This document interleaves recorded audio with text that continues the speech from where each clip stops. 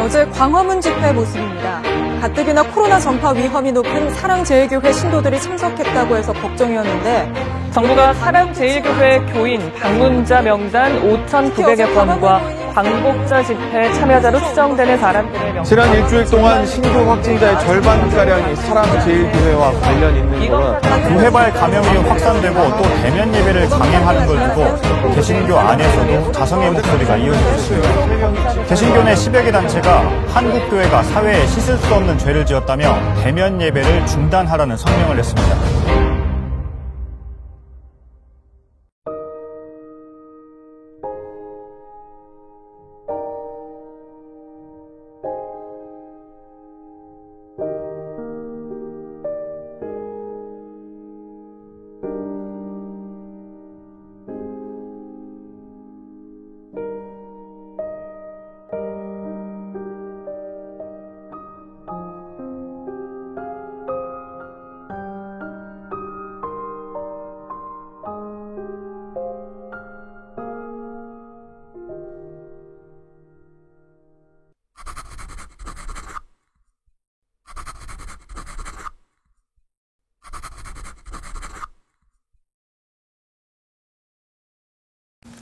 안녕하세요. KBS 뉴스 방송에 와주셔서 감사합니다. 제 이름은 양지영입니다. 저는 2020년 8월 15일 광화문 집회에 참석한 23살 대학생입니다. 미국에서 태어나 저는 해보고 싶은 공부도 다 해봤고 진학한 명문대학교에선 상위 1%로 졸업도 해봤고 그리도 원했던 미국 회사에 취직도 해본 세상적으로 봤을 땐 이 주어진 꽃길만 잘 걸어가면 되는 그런 인생이었습니다. 근데 지난 5월 저는 이 모든 것을 내려놓고 한국에 들어왔습니다. 매주 국회 앞에서 3시간씩 통역하는 것부터 전국을 돌아다니며 애국 강의와 청년 문화 사역을 하는 것, 그리고 코로나까지 감수하며 이번 8.15 광화문 집회에 참석한 것은 저의 조국 대한민국이 지금 위기에 처해 있기 때문입니다. 대한민국의 언론과 그 언론을 그대로 받아들이는 대한민국의 대다수 국민에게 8월 15일 광화문 집회는 극보수주의 우파들, 사이비 이단 종교 집단, 코로나 확산 범죄자들의 집회로 보였겠지만 8월 15일 광화문 집회에 모인 국민들은 지난 몇 년 동안 부정선거를 재수사해달라는 국민들, 차별금지 법안을 반대하는 학부모와 의사들, 태양광 원자력과 부동산 정책 실패에 분노하는 일반 시민들의 대회였지 특정 집단의 종교적 행사가 아니었습니다. 정부의 코로나19 공식 사이트에 의하면 코로나19 확진자가 광화문 집회 전날 8월 14일부터 급증했다고 보도했습니다. 근데 과연 그들의 주장대로 8월 15일 집회로 인한 코로나 대확산이라면 상식적인 수준에서 몇 가지 문제가 있습니다. 고려대 의대 엄창섭 교수님 등 여러 의사협회 전문가들에 따르면 우한 바이러스의 잠복기는 2주일이고 현재까지 학계에서 인정하는 공식 코로나19의 잠복기는 평균 5.2일이기 때문에 정부에서 보도하는 것처럼 확진자가 8월 14일부터 증가하기 시작했으니 이번 증가의 원인이 될 만한 일들은 8월 14일부터 적어도 5일 전인 8월 9일부터 2주 전인 7월 30일 사이에 있어야 말이 된다고 주장하고 있습니다. 만약 8월 15일 광화문 집회로 인해 감염이 되었다면 빠르면 8월 20일, 늦으면 8월 말 사이의 증상을 보여야 한다는 뜻이죠. 즉, 8월 14일부터 증가하기 시작한 확진자의 책임이 8월 15일 집회가 아니라 그 이전에 이미 감염된 사람들 때문이라는 것입니다. 그렇다면 8월 15일 전에 무슨 일들이 있었을까요? 정부는 2월 2일부터 4월 1일까지 친중 사대주의로 중국발 입국을 제한하지 않고 또 인권이라는 이유로 이태원 게이클럽에서 확진된 자들을 방치하고 박원순 전 시장의 대규모 장례식을 시행하고 7월 31일부터 8월 15일까지는 없던 임시 공휴일을 만들면서까지 휴가 쿠폰을 나누어 주어 수천만 명이 해운대나 제주도에 몰려들게 했습니다. 그런데 8월 15일 광화문 집회로 인해 제2차 코로나 대확산이 일어났다고요? 진정한 지도자는 백성들의 울부짖음에 귀를 기울여야 합니다. 하지만 8월 15일의 집회는 한 국가의 지도자가 수천만 명의 국민들을 코로나 확산 범죄자들로 몰아간 사건이었습니다. 왜 정부가 시민들의 모임을 두려워할까요? 8.15 전국민 대회에서 국민들이 외쳤던 메시지가 과연 무엇이었을까요? 이 메시지야말로 정부가 숨기고 싶어하는 진실이 아닐까요? 그들이 두려워하는 것은 첫째, 부정선거입니다. 2020년 4월 15일 제21대 국회의원 선거. 4,300만 대한민국 유권자 중 국민의 60%가 참여한 4월 15일 당일 투표 결과는 미래통합당 124석, 더불어민주당 123석이었습니다. 국민의 60%인 당일 투표자들이 124대 123석 투표 추세를 띄웠으면 국민의 40%인 사전 투표자들도 비슷한 통계를 띄우는 것이 정상이거늘 4월 10일, 4월 11일 사전 투표 결과는 미래통합당 44석, 더불어민주당 204석이었습니다. 서울명지대학 박영한 물리학 교수에 따르면 사전투표를 합산해본 결과 여당이 야당을 역전했을 뿐만 아니라 180대 103석으로 동전을 1000번 던져도 매번 앞면만 나오는 기이한 결과였습니다. 하지만 더 기이한 것은 4월 15일 당일 투표가 끝난 1시간 뒤 저녁 7시에 60% 당일 투표자만 받은 출구조사로 출구조사도 받지 않고 아직 개표도 되지 않은 40% 사전 투표자들의 투표 수치까지 정확하게 예상하여 더불어민주당의 180석 압승을 완벽하게 예측한 것입니다. 124대 123석 추세를 띄운 60%의 국민만 갖고 44대 204석을 띄운 40%의 국민까지 완벽하게 예견하여 총 투표 결과 100%를 맞췄다? 이외에 증거는 차고도 넘칩니다.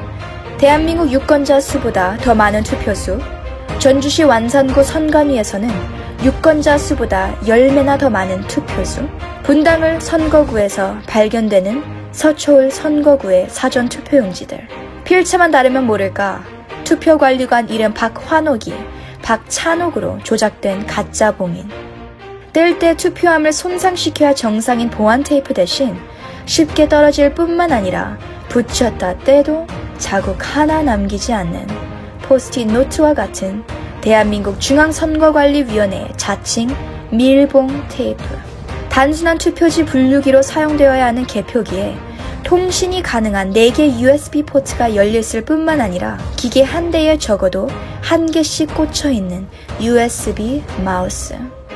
유권자 요청에도 불구하고 관외 사전투표함에 CCTV 설치 거부. 투표용지 발급기로 인쇄되었다고는 믿을 수 없는 사전 투표용지들의 고르지 않은 측면 여백. 그리고 무엇보다 2020년 4월 10일부터 11일까지 사전 투표에 사용된 이 QR 코드. 공직선거법 제151조 6항에는 투표용지를 인쇄하는 일련 번호는 QR 코드가 아닌 바코드 형태로 표시해야 한다 라고 분명하게 적혀 있습니다.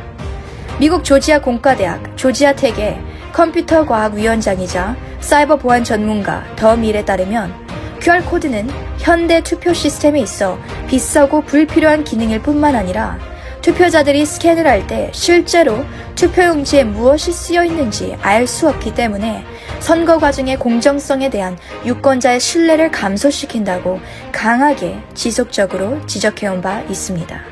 미국의 EARC 동아시아 연구센터의 설립자인 타라 오 박사는 지난 5월 6일 한국에서 사전투표와 전자개표기 등 전자적 선거 조작 의혹이란 보고서에서 개표기는 표 분류와 표 계산을 위한 지시를 받아 작동하는데 그 지시는 QR코드에서 나올 수도 있고 네트워크를 사용한 중앙 서버를 통해 전송될 수도 있기 때문에 어느 쪽이든 실제 투표 결과와 다른 결과를 만들어낼 수 있다고 강하게 주장해온 바 있습니다. 올해 4월 10일부터 4월 11일 사전투표소 내부의 선거인 명부 대조용으로 사용된 장비와 개표 결과를 보고하는 통신망 5G 네트워크 장비는 모두 화웨이라는 중국 기업의 제품이었습니다. 이미 미국, 유럽, 인도 등 서방권의 각국 정부로부터 안보에 위협이 될 수 있다고 판단되어 모든 통신 장비의 반입이 금지되어 있는 화웨이라는 중국 기업은 국외의 전문가들에 의하면 중국 인민해방군 통신장교 출신으로부터 설립됐을 뿐만 아니라 표면적으로는 종업원 지주제를 표방하고 있지만 사실상 중국 공산당이 설립한 당위원회가 경영에 깊숙이 개입하여 통제하고 있다고 지속적으로 밝혀온 바 있습니다. 위구르족과 같이 분리 독립 우려가 있는 소수민족에게 특정 스마트폰 앱 설치를 강요하여 모든 활동을 탐지하고 정부에 보고할 뿐만 아니라 사용자가 앱을 삭제할 경우 최대 열흘까지 유치장에 구금시키는 과정에 적극적으로 협조하는 인민해방군의 산하 기업이 바로 화웨이입니다. 지난 4월 15일 제21대 총선이 부정선거로 치러졌다는 의혹과 관련해 철저한 조사를 요구하는 서울대학교, 고려대학교, 연세대학교 등 대한민국의 대학생들, 사회정의를 바라는 전국 교수 모임, 블랙 시위 전사들, 그리고 지난 8월 15일 광화문 일대에 모인 100만 명 이상의 국민들입니다. 이렇게 나라의 국민들이 한 목소리로 부정선거를 외칠 때 대한민국의 언론과 대다수 국민만 무시했지 해외에서는 심상치 않은 움직임들을 보이기 시작했습니다. 표현과 언론의 자유를 탄압하고 있는 대한민국 현 정부의 독재주의적인 면모를 비판하는 영국의 유명 시사잡지 이코노미스트. 지난 8월 25일 4.15 총선에서 벌어진 부정선거 의혹을 상의하기 위해 대한민국에서 열린 KCPAC 2020 콘퍼런스, 그리고 미국 전역에 4.15 부정선거를 본격적으로 다루기 시작하는 미국 뉴스들까지. 부정선거는 절대로 감정을 기반한 음모론이 아닌 팩트를 기반한 합리적인 의심입니다. 합리적인 증거를 바탕으로 선거 사기에 대한 우려를 제기하는 것은 대한민국 국민으로서 우리의 권리와 책임을 다하는 것 뿐입니다. 근데 대한민국 국민 100만 명이 광화문 일대에 모인 이유는 부정선거에서 그치지 않습니다. 부정선거까지 저지르면서 정권을 차지하여 현재 제21대 국회가 통과시키려는 법안 중 하나가 바로 포괄적 차별금지법입니다. 언뜻 들었을 때 차별을 금하는 좋은 법안 같지만 법안의 실제 조항들을 살펴보면 자유민주주의 대한민국 국민들의 표현의 자유, 사상의 자유, 집회의 자유를 박탈하는 매우 위험한 법안임을 알 수 있습니다. 포괄적 차별금지법의 제2조 2항과 3항을 구체적으로 살펴보면 동성애에 대한 일체의 부정적 평가나 반대가 금지되어 처벌받고, 또 개인이 선택하는 남성, 여성 외에 분류할 수 없는 제3의 성에 대한 반대도 금지되어 처벌받을 뿐만 아니라 더 나아가 종교, 사상 등이 포함되므로 기독교의 유일성, 예수만이 구세주를 주장할 수 없고 이단 사이비 종교, 이슬람교의 극단주의적 부분과 공산주의, 주체사상 등에 대한 그 어떤 비판이나 반대 등도 금지되어 처벌받게 되는 역차별 법안이라 해도 과언이 아닙니다. 저의 이와 같은 발언도 감옥행인 거죠. 올해 포괄적 차별금지법이 이대로 대다수 국민들의 무지함으로 인해 통과될 경우 우리나라가 어떻게 될 것인지에 대해 간략하게 말씀드리겠습니다. 동성애가 처음에는 사랑으로 시작될 수 있겠지만 정신의학자들에 따르면 동성애의 결말은 성중독입니다. 1978년 미국은 이미 동성애는 성중독이다 라는 연구 결과를 발표했습니다. 당시 미국 백인 남자 동성애자의 성 파트너 수를 조사한 결과 지금처럼 집에 컴퓨터, 스마트폰, 이메일이 흔하지 않았음에도 불구하고 백인 남자 동성애자의 28%는 성 파트너 수가 1000명 이상이었고 43%는 500명 이상이었습니다. 근데 지금처럼 스마트폰과 이메일이 발달한 시대는 이 2배의 수인 1000명 혹은 2000명이 될 거라 합리적으로 의심할 수 있겠죠. 사랑이라고 존중해달라고 하지만 이것이 진정 사랑일까요? 많은 크리스천들이 포괄적 차별금지법을 반대하고 있는 가장 큰 이유 중 하나는 다양한 성적 취향에 대한 강제적인 존중입니다. 포괄적 차별금지법이 언급하는 성적 취향, 성적 지향은 사람 간의 동성애에서 그치지 않고 더 나아가 사람과 짐승 간의 성관계도 존중해야 할 사회를 불러일으키게 돼 있습니다. 단체 수간을 3월 14일 평택에서 하기로 했습니다. 라는 광고네요. 단체 수간은 장소를 빌린 다음에 동물을 풀어놓고 단체에 속한 사람들이 집단으로 들어가서 사람과 짐승 간에 우리가 상상조차 할 수 없는 음행을 벌이는 단체 행사를 뜻합니다. 1929년 독일의 시민들은 동성애는 문제가 없다며 포괄적 차별금지법을 통과시켰는데 역시나 법의 형법성 원리 때문에 사람과 동물 간의 성관계도 취향이기 때문에 문제가 없다라는 법이 1929년 같은 해에 통과됐고 그 법이 생기자마자 독일 전역에 사람과 동물이 성관계를 맺는 동물 매춘업소가 합법적으로 우후죽순 생기게 된 실제적인 독일 국가의 사례입니다. 3개월 동안 독일의 동물 매춘업소에서 근무하다 죽은 개의 실제 사진입니다. 항문 생식기가 터졌을 뿐만 아니라 스스로를 지키려는 개들의 공격성을 방지하기 위해 개들의 앞발을 쇠사슬로 털이 빠질 때까지 묶어둔 흔적인데 이것이 과연 사랑일까요?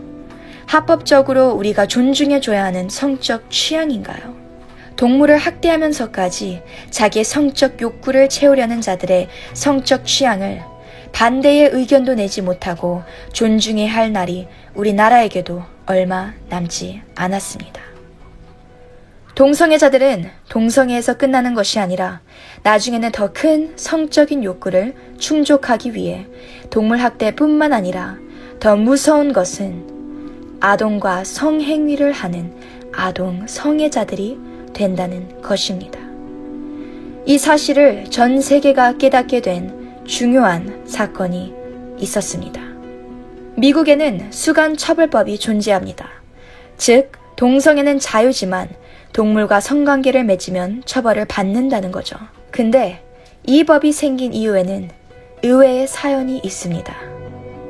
케네스 피니언이라는 백인 동성애자 남성이 더 큰 동성애 성적 쾌락을 느낄 목적으로 남자 말이랑 동성애를 하다가 그의 장기가 터져 죽게 됩니다. 이런 케네스 피니언의 죽음으로 인해 사람들은 동성애와 동물 성애 간의 밀접한 관계를 깨닫고 미국 검찰을 총동원하여 동물과 성관계를 맺는 남자들의 신원을 추적하게 되는데 그들은 동물 성애를 뛰어넘는 더 충격적인 결과를 발견하게 됩니다. 동물과 성관계를 맺은 남자들을 추적해본 결과 다수가 아동 성폭행을 가한 아동 성애자들이었습니다. 결국 미국의 수간처벌법은 아동 성폭행을 예방할 목적으로 생긴 것이었으며 이 한 가지 사건을 통해 미국 정신의학자들과 일반 국민들은 동성애, 수간, 그리고 아동 성애가 굉장히 복잡하게 연결되어 있다는 것을 깨닫게 된 것입니다. 근데 이런 범죄가 우리나라 대한민국에서도 지금 벌어지고 있습니다. 이 노란색 광고 전단지는 시내 전봇대에 빈번하게 붙어있던 것인데 그 중에 하나를 사진으로 찍은 것입니다. SM 섭구암, 바텀 섭구암니다 라고 적혀 있는데요. SM은 Sadist Masochist의 줄임말로 동성애만 하는 것이 아니라 상대편을 아프게 해야만 만족하는 동성애자들을 뜻합니다. 섭은 Submission의 줄임말로 노역하다를 의미하고 바텀은 남자끼리 동성애를 할 때 여자 역할을 하는 사람을 뜻합니다. 틱톡 8780 연락수단뿐만 아닌 본인의 신분까지 공개하고 있는데요. 더 충격적인 것은 맨 하단에 적혀있는 글귀입니다. 초보 가능, 어린 분 가능. 이 남자 동성애자도 역시 어린 남자를 찾고 있는데 이 노란 광고지가 어디서 발견됐는지 여러분 아십니까? 바로 초등학교에서 불과 20m 떨어진 전봇대에서 찍힌 것입니다. 이런 전단지가 차별금지법이 통과되지도 않은 현대사회에서도 이렇게 초등학교 인근에 버젓이 있는데 만약 이 법안이 올해 통과된다면 이 전단지를 반대한다라고 학부모가 외쳐도 틱톡 아이디 8780의 성적 취향을 차별했다는 이유로 오히려 이 전단지를 반대한 학부형들이 감옥에 갇히게 된다는 것입니다. 또 다른 심각한 문제는 현재 대한민국의 군대 안에서도 동성애가 일어나고 있다는 것입니다. 동성애 사이트에 15사단 나랑 동성애 할 사람 나와 라는 글들이 군대 내 초급 간부부터 장교, 부사관, 삼성 장군 운전병, 그리고 사령부까지 유통되고 있을 뿐만 아니라 밀리터리 게이 파티, 즉 군대 내 군인 동성애자 성파티가 대한민국의 국회의원 5명으로부터 공동 주최가 되고 있으며 2017년부터는 군형법 92조 6항, 즉 군인들 간의 학문성교 시 처벌을 가하는 군법을 폐지하는 법안을 내놓은 상태입니다. 포괄적 차별금지법이 통과되는 순간 동성애, 동물성애자, 아동성애자, 그리고 또 다른 성소수자인 메카노필리아, 즉 기계성애자와 네크로필리아, 시체성애자들의 성적 취향과 성소수자로서의 인권을 보호해 줌으로써 우리 사회의 여러 영역들이 무너지기 시작할 것입니다. 우리의 자녀들을 위해서라도 또 우리의 손자, 손녀들을 위해서라도 우리는 국회 앞에 나가서 또 온 국민이 광화문 일대에 나가서 차별금지법을 통과하고자 하는 제21대 국회를 반드시 막아야 합니다. 동성애는요, 절대로 선천적으로 타고난 것이 아닙니다. GWS 최첨단 유전자 조사 기법으로 사람 몸속에 있는 유전자 염색체 전체를 전수조사했을 때 절대로 인간의 몸속에는 동성애 성향을 일으키는 사람 유전자가 단 한 개도 존재하지 않습니다. 한국에서 가장 유명한 동성애자인 홍석천 씨가 서울대 강의 때 자신이 동성애자가 된 사연을 동아일보에서 실제로 낸 신문 기사입니다. 초등학교 4학년 때 같은 마을에 살던 성인 동성애자로부터 동성 성폭행을 당한 이후 고등학교 3학년, 즉 19살이 될 때까지 무려 300명 이상의 남성 동성애자들에게 연달아 성폭행을 당했다고 본인이 스스로 강의 때 밝혔습니다. 동성애는 100% 후천되는 것이며 학습되는 것입니다. 홍석천 씨와 같이 이렇게 어린 시절 동성애 성접촉을 당했다든지 동성애 음란물을 본 경우에 뇌가 학습 효과를 일으켜 동성애자가 된다는 것입니다. 지난 15년 동안 진보 교육자들은 동성애는 나쁜 게 아니라 그저 성적 취향이 특별한 것이다 라는 동성애 지지단체들의 주장을 그대로 청소년들에게 교육해왔습니다.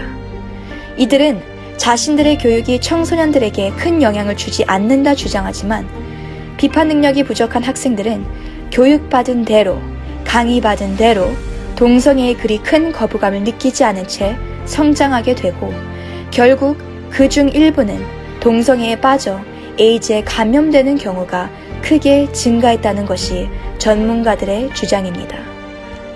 이런 동성애 옹호 문화로 인해 지난 15년 동안 대한민국의 청소년 에이즈 증가율은 무려 2,500%나 초과했습니다. 이런 동성 간의 학문 선교로 인해 발생하는 에이즈 바이러스의 모든 치료비는 100% 국민 세금으로 지원받습니다. 에이즈 환자가 한 달 동안 먹는 에이즈 알약값만 600만 원인데 국가가 90%를 감당하고 환자는 10%인 60만 원만 병원에 내지만 그 60만 원짜리 병원 영수증을 보건소에다 보여주면 60만 원이 바로 현찰로 환불되는 것 여러분 알고 계셨습니까?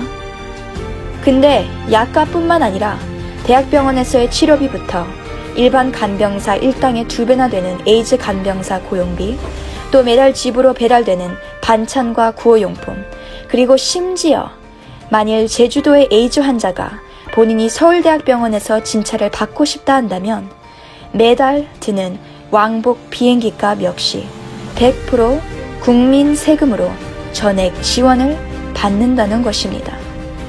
이런 동성애 에이즈 문제로 대한민국이 부담한 사회적 비용이 2013년도에 드디어 4조를 초과했고, 여기에 물가 상승까지 포함하면 2018년도에는 8조를 초과했습니다. 이 추세로 그들은 현재 지속적으로 국가에게 성소수자라는 이름과 동성애 인권이라는 타이틀로 우리의 노를 당연히 국가가 보상해 주어야 한다며 주장하고 있습니다. 동성애 문제는 정책의 문제입니다.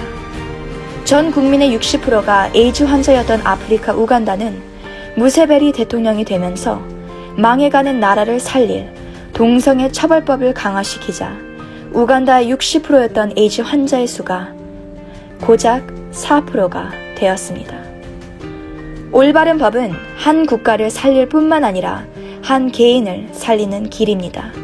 우리가 포괄적 차별금지법을 막지 않는다면 우리의 가정도, 우리의 자녀도, 우리의 손자, 손녀도 절대로 안심할 수 없습니다. 8월 15일 광화문 집회로 인해 자기 자녀가 학교를 2주 더 쉬게 되었다며 온갖 욕설을 퍼붓는 부모들에게 말씀드리고 싶네요. 100만 명의 국민들이 어린아이부터 나이 드신 어르신들까지 폭우와 코로나의 위기를 감수하면서까지 목소리를 낸 것은 결국 여러분의 자녀와 대한민국의 미래를 지키기 위한 것임을 아직도 깨닫지 못하신다면 우리나라는 희망이 없습니다. 또 아무것도 하지 않으면서 하나님의 주권을 믿자라는 크리스천들, 코로나의 공포에 사로잡혀 하나님의 말씀보다 수천 명이 넘나드는 지하철과 회사들은 단속하지 않고 광화문 집회와 사랑제일교회라는 프레임을 씌워 한국교회를 탄압하는 정부의 모든 말을 고지곧대로 따르는 무력한 크리스천들. 나가서 눈이 오든 폭우가 쏟든 아직까지도 기도하며 뭉치는 진정한 크리스천들을 핍박하고 조롱하며 그들에게 사탄을 숭배하는 이단의 추종자들이라 말한다면 하나님 앞에 반드시 회개해야 합니다. 8월 15일 광화문 집회는 대한민국만 빼고 온 세계가 경악을 금치 못한 최첨단 디지털 범죄 4.15 부정선거에 대한 집회였고, 지난 15년 동안 25%도 아닌 250%도 아닌 2,500%나 초과된 대한민국의 청소년 에이즈 증가율에 대한 전 국민 호소였고, 자유민주주의 미국이 아닌 공산당 중국과 손을 잡은 현 정부에 대한 대국민 저항이었습니다. 국민 여러분을 위해, 여러분의 행복과 자유를 지키기 위해 오늘도 나가서 목숨까지 희생하면서 싸우는 자들이 도대체 누굽니까? 현 정권입니까? 아니면 제21대 국회의원들입니까? 대한민국 헌법 제1조 2항. 대한민국의 주권은 국민에게 있고 모든 권력은 국민으로부터 나옵니다. 8월 15일 광화문 집회는 특정 집단의 모임이 아닌 대한민국 국민으로서 나라를 위한 주권을 행사한 전 국민 대회였습니다. 한 국가를 살리는 것은 국가의 통치 권력이 아닌 그 나라 국민들의 주권 의식입니다. 여러분은 그 주권을 사용하고 계시나요? 지금이 여러분의 주권을 사용할 때입니다.